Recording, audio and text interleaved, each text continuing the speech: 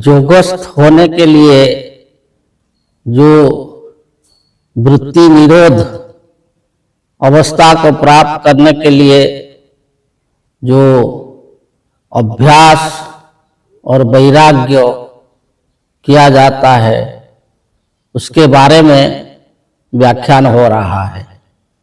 तो जो सूत्रों में कहा गया है कि अभ्यास वैराग्याभ्याम तत् निरोध, और जो वैराग्य के बारे में जो 15 नंबर जो सूत्र में कहा गया कि जो दृष्टानुश्रविक विषय वितृष्णस्य वशीकार संज्ञा वैराग्य, तो उसमें जो दृष्ट विषय और जो अनुश्राविक विषय, तो जो प्रत्यक्ष होता है जो विषय, इसको दृष्ट विषय बोला जाता है।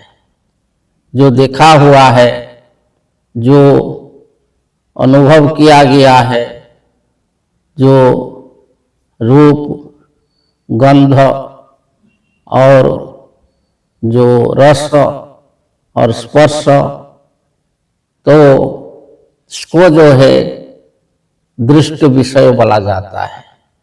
और अनुश्रावी को जो होता है, जो कि सुनी सुनाई में होता है और उस पर जो लोग विश्वास करते हैं, तो उसको अनुश्राविक बोला जाता है। तो ये जो अनुश्रविक है उसमें जो है जैसे कि भूत प्रेत देवी देवता इत्यादि के बारे में और बहुत सारे बातों के बारे में जो किताब में वर्णन किया गया है और जो व्याख्यान में वर्णन किया गया है, तो जिसका वास्तव में कोई स्थिति नहीं है, परंतु सुनी सुनाई बातों पर उसको विश्वास किया जाता है और विश्वास करते आ रहे हैं, तो उसको बोला जाता है अनुश्रविक। तो ये जो है ये दृष्ट विषय और अनुश्रविक विषय, इस विषय के प्रति जो आसक्ति है इसको बोला जाता है राग। राग का मतलब है आसक्ति। तो आसक्ति का विपरीत जो है उसको बोला जाता है विराग। तो विराग का भाव जो है उसको बोला जाता है वैराग्य। तो जो दृष्ट विषय या अनुश्रविक विषय, इस विषयों के प्रति जो आसक्ति रहित होता है, आसक्ति नहीं रहता है, तो उसको बोला जाता है वैराग्य। जो कि आसक्ति जो है दृष्ट विषय या अनुश्रविक विषय पर आसक्ति जो है, ये आसक्ति बदलता रहता है और ये आसक्ति में फंसने से जो व्यक्ति है वही विभिन्न प्रकार के क्लेश भोगता है। तो जैसे कि एक बच्चा को जो खिलौना का आसक्ति होता है और फिर थोड़ा बड़ा हो जाने से खेलने कूदने का आसक्ति हो जाता है और फिर जो है और बड़ा हो जाने से यौवन प्राप्त करने से वो संसार के प्रति आसक्ति बढ़ता है और फिर जब वृद्धावस्था होता है तो फिर जो है वो समझ लेता है कि अभी जो दुनिया में हम ज्यादा दिन रहेंगे नहीं, तो इसे उसका मन में कहाँ जाएंगे क्या करेंगे, तो ही जो चिंतन आता है तो इसमें जो है स्वर्ग नरक और जमपुर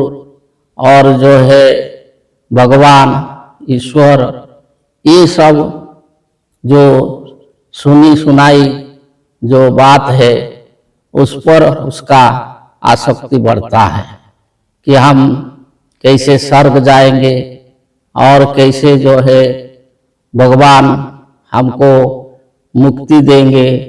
तो वही जो है इस विषय पर वो ध्यान देता है और वही सुनता है कि जो व्याख्यानकारों ने व्याख्यान देते हैं और प्रवचकों ने और जो इसी विषय पर जो ग्रंथ बना हुआ है उसको पढ़ता है तो इस पर जो है उसका आसक्ति बढ़ता है। तो ये जो आसक्ति है, इस आसक्ति में रहकर मनुष्य जो रोग दुख क्लेश अशांति ये सब भोगता है, परंतु यहाँ जो कहा गया है कि जो स्वरूपस्थ होने के लिए समाधिस्थ होने के लिए जो वृत्ति को निरोध करना पड़ेगा, अर्थात ये आसक्ति को त्यागना पड़ेगा। ये जो आसक्ति है, जो राग है, उसको त्यागना पड़ेगा और वैराग्य भाव को धारण करना पड़ेगा, विराग भाव को। तो इसमें जो है जो स्वरूपस्थ होना चाहता है तो उसमें भी आसक्ति आता है, आसक्ति आती है। क्या आसक्ति? अपना स्वरूप को प्राप्त करने का आसक्ति, अर्थात अपना आत्मा को प्राप्त करने का आसक्ति कि जो हमारी आत्मा है वही सच्चिदानंद है और हमारा स्वरूप जो है वो सच्चित आनंद स्वरूप है। तो इस पर जो है आसक्ति जो साधक का बढ़ता है तो वो आसक्ति नहीं कहलाता है। क्यों? कि ये जो है बंधन में नहीं डालता है और इसका भी जो समय अनुसार कोई परिवर्तन भी नहीं होता है। ये जो है आसक्ति, वो जो प्रेम, जो आत्म प्रेम अर्थात आत्मनिष्ठा, आत्म प्रेम जिसका बढ़ेगा कि हम अपना स्वरूप को, सच्चा स्वरूप को प्राप्त करेंगे तो हम जो है आनंदमय होंगे, जीवन मुक्त होंगे। तो वही जो उसका जो आसक्ति है तो ये है सच्चा आसक्ति। उसमें जो अपना आत्मा के जो प्रेम रखता है अपना आत्मा में कि हमारी जो आत्मा है वो जो है सत्य है, सच्चिदानंद है, वो जो है सृष्टिकर्ता, पालन करता, संहार करता सब वही है और वही जो आत्मा हमारा ही स्वरूप है और हम इसको अगर प्राप्त करेंगे तो हम सच्चिदानंद को प्राप्त करेंगे।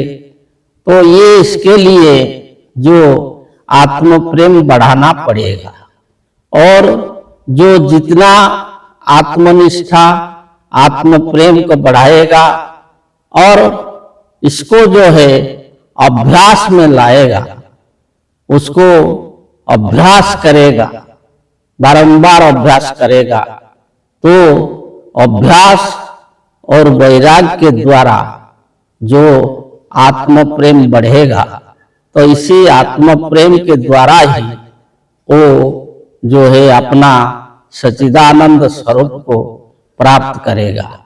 तो ये जो आत्म प्रेम है, तो ये जो है ये सत्य है, और वही जो है ये जो आनुश्रविक नहीं है, ये सुनी सुनाई बात नहीं है। खुद को पाना, खुद को जानना, ये तो सच्चा ज्ञान है। आगे बताएंगे। जय जी।